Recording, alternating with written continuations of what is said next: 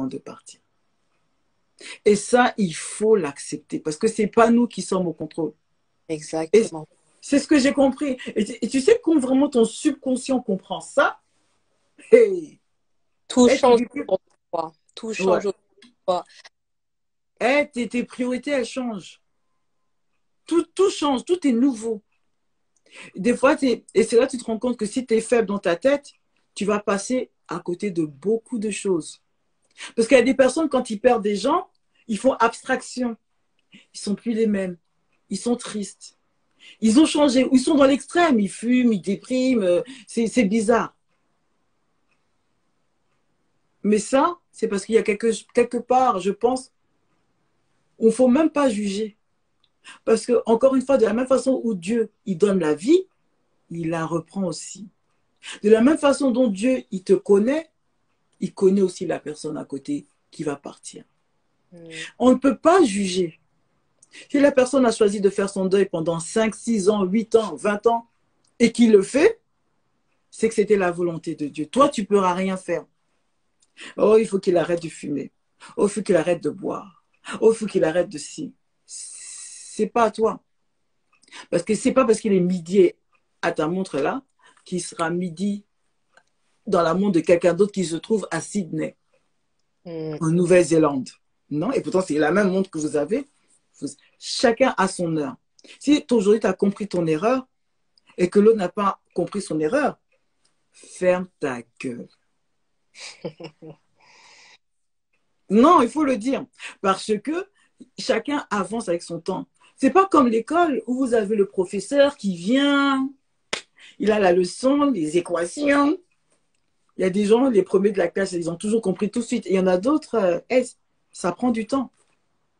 Mais le jour de l'examen, il réussit parce qu'il aura travaillé. Et il y en a d'autres qui n'ont pas besoin de travailler dur pour comprendre. Et il y en a d'autres qui vont fail, qui vont échouer. Et qui vont recommencer le même examen jusqu'à... Ils peuvent passer à autre chose. Donc, qui doivent réussir. Et bien, la vie, c'est comme ça. Il y a des choses qui vont te sembler faciles. Et quand tu vas faire, voilà, ce sera le plus gros challenge de ta life. Et pourtant, c'était simple. Mhm. Mais aux yeux de quelqu'un d'autre, c'était facile. Mais est-ce que vous êtes dans les mêmes chaussures? Même si vous avez les mêmes chaussures, ça ne va pas donner le même effet. J'ai menti ou pas? Ah non. Donc, le mémoire que je fais actuellement, c'est vraiment pour vous dire que ça existe. On peut s'en sortir. On peut positiver avec la mort de quelqu'un. Moi, je le fais aujourd'hui. Donc, sur la preuve vivante, je vous dis, je le fais. Avec 4 enfants, je le fais encore. Vous ne m'avez pas eu pendant 4 mois, depuis le mois de décembre, je crois. C'était de décembre jusqu'à là. Il s'en est passé des choses. J'ai même eu le Covid. J'ai perdu mon meilleur ami. J'ai eu des attaques, des attaques, des attaques. Et je vous dis, une vraie dépression. Je préparais Semaine Noire, je me suis vue dans certains des clichés de la dépression. Manque de sommeil, euh, une Mm. baisse dans l'humeur, euh, un manque d'enthousiasme. Et ça pendant des semaines. Même faire les mails noirs, là, c'était trop pour moi. Voilà, j'avais pas la tête à ça. J'avais pas envie. Moi-même, mes enfants que j'aime, c'était J'ai une dur. question à te poser, mais noire. Souvent, tu Dis-moi. dis les gens sont en dépression. On a en fait cette image d'une personne qui est toujours dans son lit, qui, tu vois, qui est triste et tout. Mais moi, quand tu me dis que tu as fait 4 mois, que ça allait pas bien, je voyais tes posts, mais tu allais bien en fait. Donc, explique-nous. C'est ça, en fait, souvent, on peut voir que des gens à l'extérieur, ils vont bien au travail, ils sourient, mais ils sont en dépression. Donc, on a du mal à comprendre en fait. Est-ce que tu peux nous expliquer? Tu as touché un point fort. Mhm. Aïe!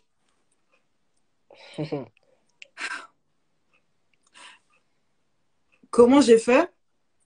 Déjà, je pense que j'étais en deux personnes. Parce que tu sais, dans les médias, il ne faut pas oublier quelque chose, hein. On montre que ce qu'on a envie de montrer. Et je pense que je ne pouvais pas vous montrer quelque chose qui n'était pas, je sais pas, je ne voulais pas voir cette personne-là, la personne qui pleure, Mhm. la personne qui était malade, la personne qui était malade mais qui s'en sort, mais qui a perdu des personnes dans le Covid, par exemple. Et je me devais de... Ça m'a ému, excuse-moi. Non, C'était dur, voilà. C'était dur. Tu prends des photos de toi, tu veux te maquiller, je devais me montrer présente pour mes enfants. Je ne voulais pas trop qu'ils remarquent que j'étais triste, que ça n'allait pas. Même quand j'avais le Covid, je faisais des efforts quand même, je trouvais des blagues. Mais ça n'allait pas. C'est comme si on mettait un manteau et on l'enlève quand on a trop chaud, on l'enlève. Tu ne me vois plus pendant 2, 3 jours, pendant une semaine, je ne postais pas tous les jours. Et ça, c'est difficile. C'est difficile. Et ça a été mon plus grand challenge. Mais c'est en me forçant à me montrer. Quand je mettais en fait mes photos, je me voyais, je dis, mais je suis encore là, je suis encore belle, je sais encore me maquiller, je sais encore mettre mon fond de teint, c'est encore joli à voir. Je suis encore vivant, je suis encore bien, mais pourquoi j'arrive pas à faire ça tous les jours? Pourquoi j'arrive pas? Tu te regardes et tu dis, mais ça aurait été encore, ça, comment je suis là, j'aurais pu faire ça avec un tel, un tel, un tel. Je peux plus le faire. Mais tu montres la photo. Tu veux montrer aux gens que oui, c'est possible. Mais voilà, quand on a fini de faire la photo là, hey, je pleure, comme tout le monde. Et puis, tu as des gens qui viennent, non, ça va aller. Oh, mais c'était, moi aussi, il me manque. Fuck you, deep. c'est ça I'm qui sorry. c'est que chacun a son processus. Chacun a son processus. Franchement, j'avais envie de dire à tout le monde, fuck off. Parce que la peine que j'ai dans mon cœur, personne ne pouvait personne ne pouvait me comprendre. Parce que tu sais, c'est comme Jésus. Hein? Quand il a eu 12 disciples, non? Mais chacun avait sa perception sur lui. C'est pour ça qu'on dit évangile selon Saint Jean, Saint Marc. Wow, wow, wow, wow. Mais c'est la perception de tout à chacun qui a vécu avec lui. Et moi, par rapport à mon meilleur ami, c'était personnel. C'était que moi. Je l'ai vu dans un angle que les autres n'ont pas vu. Et de la même manière où eux, ils l'ont vécu, de leur manière que moi, je n'ai pas vu, que je n'ai pas vécu. Mhm. Et donc, je me suis sentie vraiment seule. Alors, je me forçais à faire un poste. Je me forçais un peu, un peu, un peu. De la même manière que vous avez des personnes qui sont malades, ils n'ont pas l'appétit. Ils ont pas. On n'a pas envie de manger quand on est malade. On n'a pas envie. Mais on doit se forcer. Parce que si tu ne manges pas, tu vas mourir toi-même. Donc, je me forçais avec faire des photos. Un peu, un peu. Jusqu'aujourd'hui, voilà, je recontinue, je fais le mémoire. Donc, quand on ne sait pas tout, il faut regarder. Oh, elle est belle, mais noire. Oh, elle est toujours bien habillée. Oh, elle est toujours... mes amis, mes amis. Chacun porte son totem. Ce que vous voyez là, c'est pas easy pour tout le monde. Moi-même, ce n'est pas easy. Mais il faut faire des efforts. Et j'essaye d'en faire. Parce que je me dis ce que je vis, ça va servir à quelqu'un d'autre. C'est pas du mensonge, hein. Parce que c'est vrai, on met le make-up, regardez, tu vois, je moi, à la coupe, c'est du maintenant, là, là. Mais quand j'ai fini, là, je dois finir mon ménage. Je dois me préparer pour demain pour les enfants. Je dois sécher le linge. Mais ça, vous ne le voyez pas dans la belle photo. Alors, imagine-toi quand tu perds quelqu'un. Je ne pouvais pas pleurer every single day en daylight comme ça devant mes enfants. Maman, elle sort plus. Maman, elle se maquille plus. Maman, maman, maman. Ah, pour affecter aussi moi-même mon propre enfant. Donc, il fallait qu'ils voient quand même qu'il y a une continuité. Mais c'était difficile. Je me suis battue. Donc, oui, quand vous voyez les gens, c'est la même manière où les gens vous vendent du rêve. Elle est toujours avec son gars. Ils ont l'air d'être heureux, ils sont bien. Je dis, tu les vois, ils sont toujours bien, mais c'est eux qui divorcent. Mais alors, qu'est-ce qui s'est passé entre-temps? Mais on est tous des êtres humains. Des fois, on est faible. Des fois, on est fort. Mais c'est pas tout le monde qui peut déceler quand ça va pas. Et les réseaux sociaux, c'est une espèce d'attrape. Parce que c'est pour ça que moi, j'essaie d'être en tout cas 100% vrai. Les gens qui me connaissent, ils savent que j'aime bien me maquiller, mais je ne me maquille pas tous les jours. Les gens, moi, je ne vais pas vous donner mon WhatsApp, mais deux fois, je suis là avec ma chambre, ma robe de chambre, mon peignoir, avec mon balai, parce que je pensais à un petit coffee, je vais chanter, mais j'ai des boutons ici, boutons là, boutons ici, boutons là, mais on s'en fout, parce que je suis un être humain, mais j'ai juste envie de partager ça avec le monde, avec les gens que je connais. Instagram, c'est différent parce que c'est des gens qui vont au-delà de ton répertoire, de ton WhatsApp. Alors, les gens veulent toujours montrer le côté fun, le côté amazing.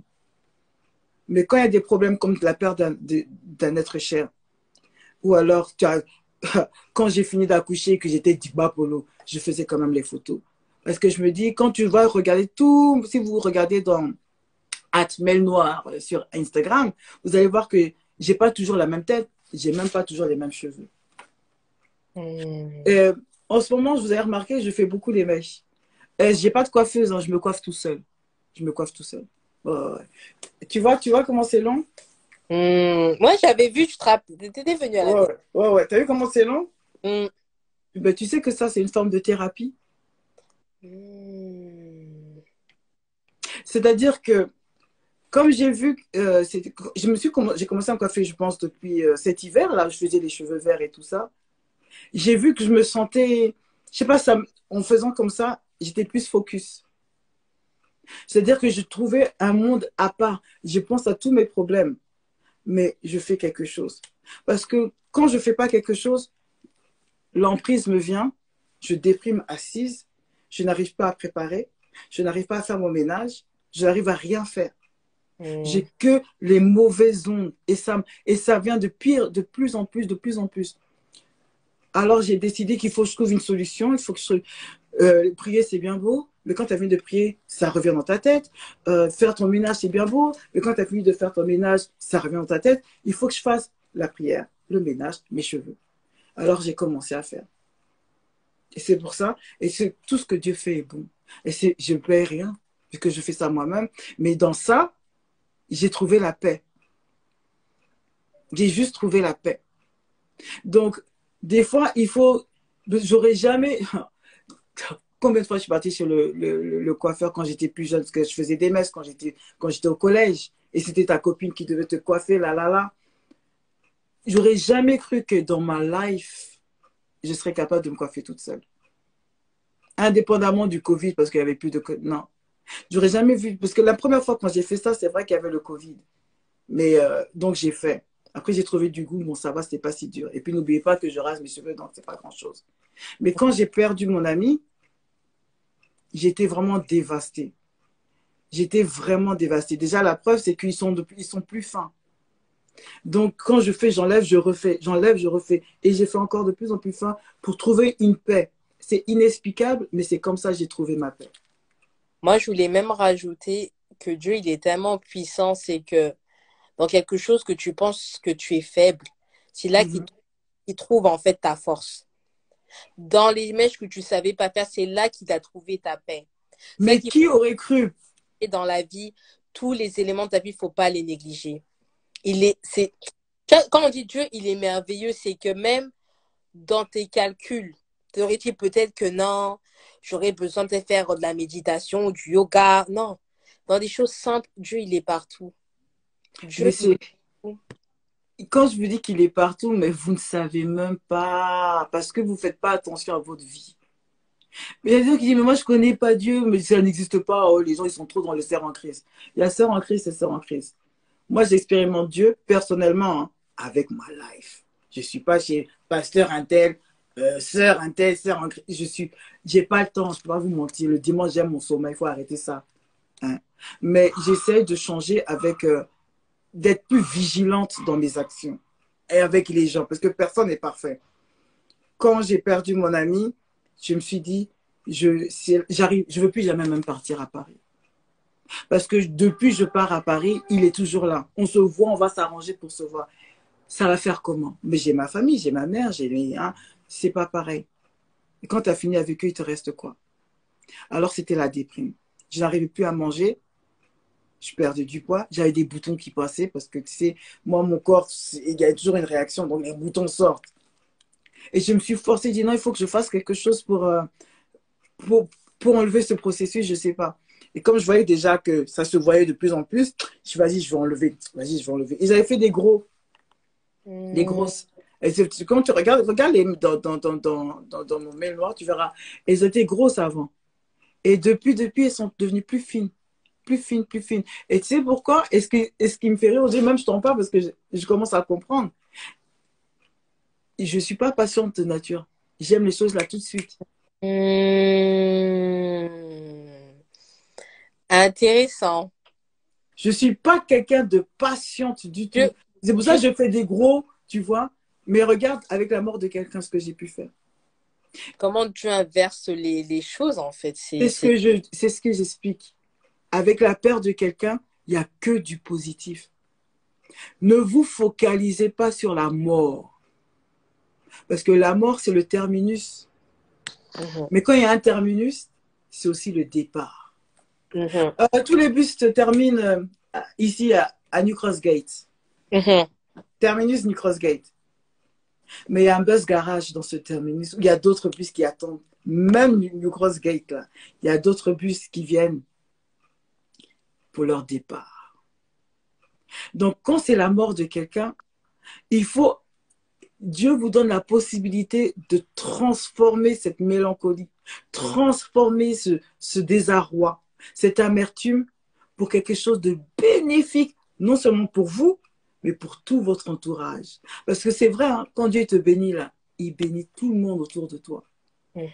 Mais si toi, tu choisis la facilité, c'est-à-dire pleurer, dire que oh, Dieu n'existe pas, fuck tout le monde, la vie, ça tient à un fil, donc moi je veux amuser, là. Ambiance sur ambiance, des choses qui n'ont pas d'importance, c'est là où tu veux mettre ton focus, tu n'as pas compris ta vie, le sens de ta vie. Même si il y a des difficultés, il y a quelque chose à apprendre. Et si toi, tu n'as pas compris, il y a quelqu'un qui te regarde et qui apprend de ton erreur.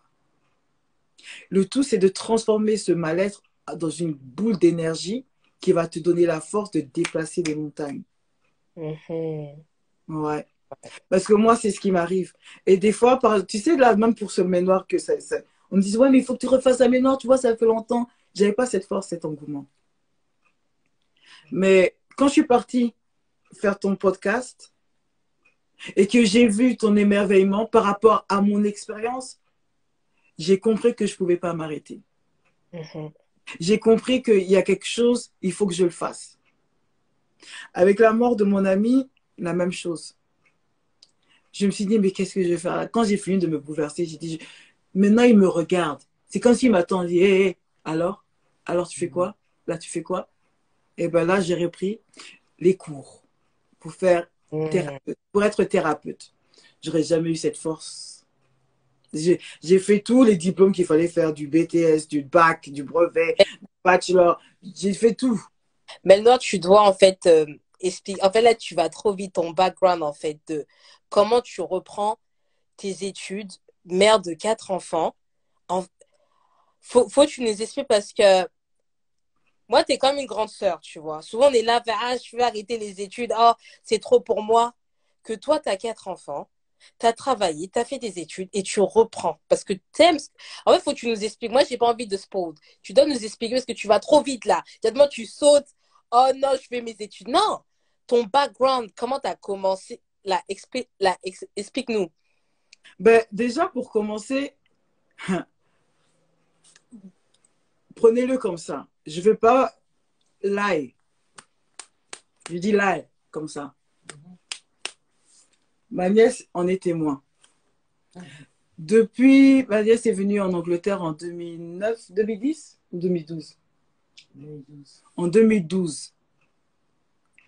Moi, quand j'ai eu mon BTS, je pensais ne plus faire des études.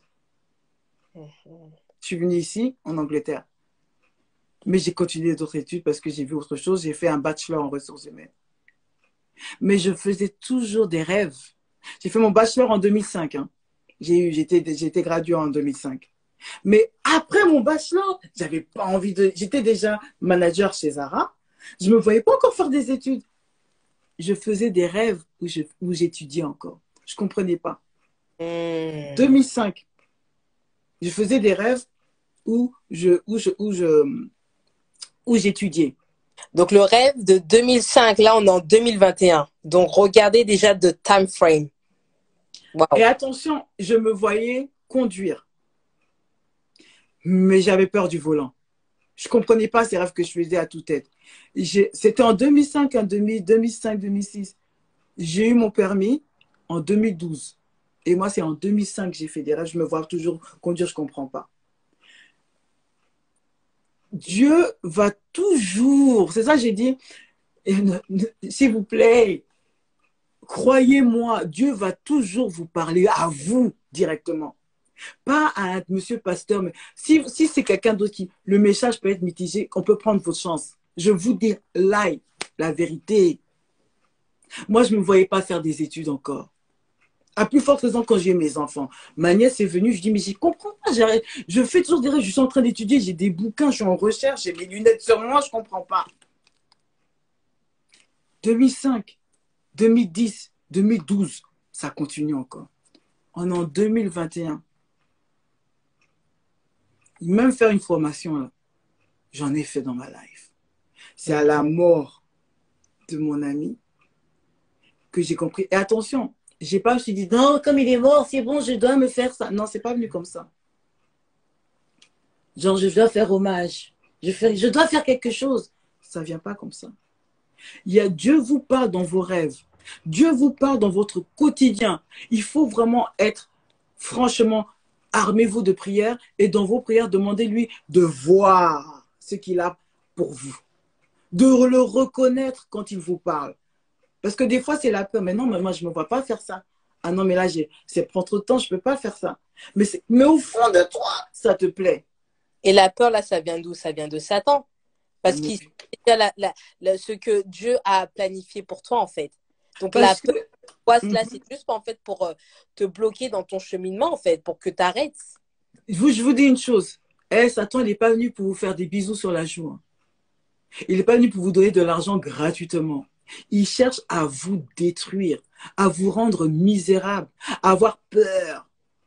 Mais avec Dieu, tu avances. Moi, j'ai connu, vous avez mon ami là, il est parti. Je connais sa vie. Et je me suis dit, si franchement, avec tout commençait à make sense, pourquoi aujourd'hui je fais des mails noirs et tout ça.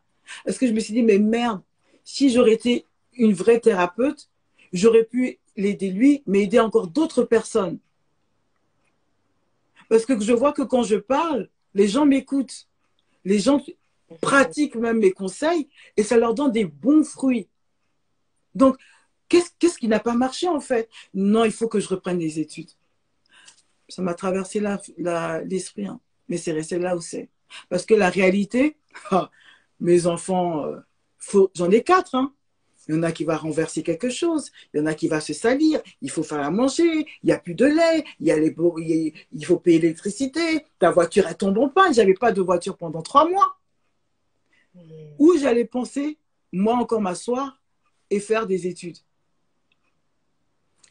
J'ai dit, j'ai pas le courage, j'avais même une envie, mais quand je vois ma fille qui crie, qui pleure, et je dis, mais des fois je dis non, j'ai envie de sortir, il faut que je sorte, j'en ai marre. Je rentre, comme tout le monde dort, je pleure. La vie, c'est trop dur. J'appelle ma mère. Maman, je comprends pas. Ma mère aussi va te dire, mais qui t'a dit de vivre là-bas en Angleterre? Tu es tout seul là-bas. Il faut revenir ici. Je dis, ça aussi, ça m'aide pas. Je dis, non. Alors, je vais voir qui? Je vais voir Dieu. Je dis, mais Dieu, pourquoi je me sens, à chaque fois que j'ai envie de faire quelque chose, pourquoi je suis accablée? C'est-à-dire, je suis éprouvée de problèmes. Pourquoi? J'ai pas besoin de ça, merde. Tu dois là, ta machine à laver, elle tombe en panne. Ta voiture, il y a un problème avec le moteur. On la casse même. Ton enfant, il ne te respecte plus. On ne comprend pas d'où ça vient. Il est buté. Et au fin fond de toi, il y a ton ami qui souffre là-bas, tu as envie d'aider, mais tu n'as pas le temps. Et tu as des peurs. Et il y a des gens qui te disent, non, Laetitia, ce que tu fais, c'est trop bien. Vraiment, tu dois trop continuer et tout ça. Il me dit, mais arrêtez de vous parler. Comment je vais continuer avec tout ce qui m'arrive? Merde alors. On voit aussi le Covid. J'étais accablée, j'étais éprouvée, voilà. Mais quand mon ami devait partir, ça fait très mal. Mais je me dis, franchement, sa mort, c'était pas anodin, en fait. C'est comme si c'était sacrifié. Parce que ça m'a, franchement, ça m'a donné la force. Et je ne pense pas, même comme j'aime mes enfants, je ne pense pas que j'aurais eu la force de le faire. S'il ne serait pas parti. S'il ne serait pas parti, je n'aurais pas eu la force de le faire. J'aurais remis ça à demain ou quand ils seront plus grands. Donc,